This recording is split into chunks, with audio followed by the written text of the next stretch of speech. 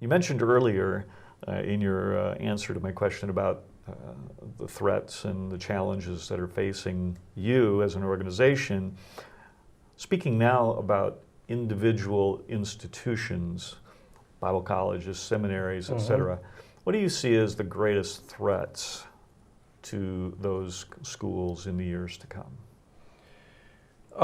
Well, my friend Dan Aylshire from the Association of Theological Schools likes to say that the majority of our institutions are about 3 bad decisions away from extinction, meaning that our economies of scale and the overall fragility of our business model makes it necessary that we're pretty vigilant in terms of the way we operate.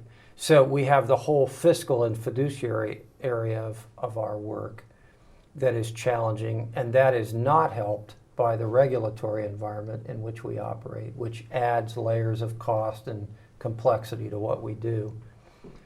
So I think that's a real issue. I think a second issue, I suppose, would be we live or die by the church.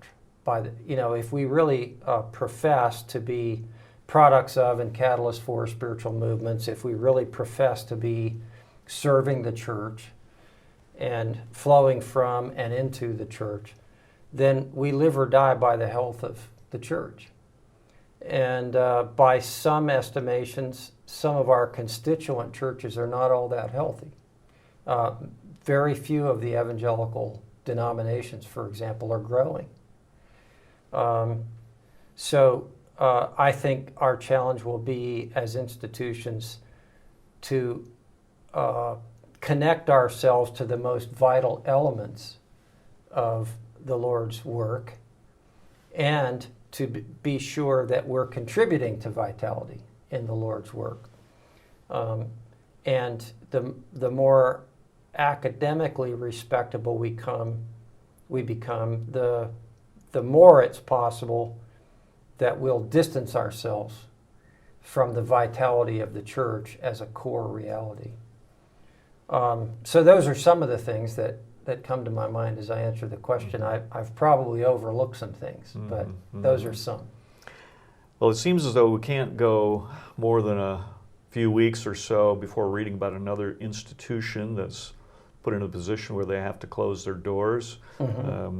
Recently we've seen that among Christian institutions. We also see it among secular institutions. That's right. Yeah. All of them, however, share one thing in common, and that is they're small. Yeah.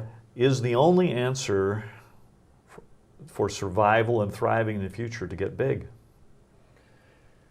I don't think so, Tim. I think you can point to many thriving institutions that are pretty small. I think it used to be the case that in order to be a thriving small college, you had to be programmatically broad and geographically narrow. I think the current reality would be you need to be programmatically narrow or focused and geographically broad. So given all the different ways in which we can connect with students and constituents globally even nowadays, I think it's possible for a school to have a pretty thriving constituency, but at the same time be very, very focused on what makes it distinctive.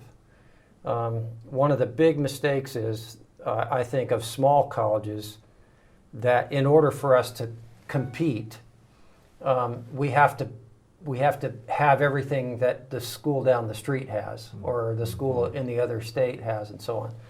And I think that's probably a huge fatal mistake.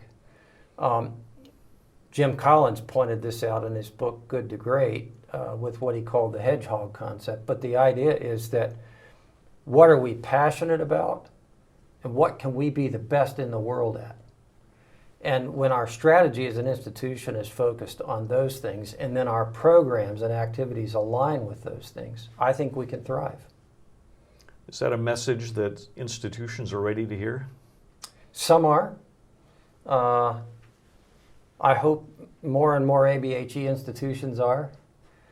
But I think a lot of institutions are not hearing that very well, and they're trying to compete in terms of facilities or program breadth or specialization or student amenities and so on in ways that they can't compete. You know, you've got the University of Minnesota sitting right here on your doorstep. You cannot possibly compete with them in terms of facilities, programmatic breadth, all those other things. But you can blow them out of the water in terms of the caliber of your faculty, in terms of the transformational nature of your programs, in terms of the kind of students that you're attracting and graduating. So why would you want to be more like them? It would be your ruin if you decided to pursue that course. Very good.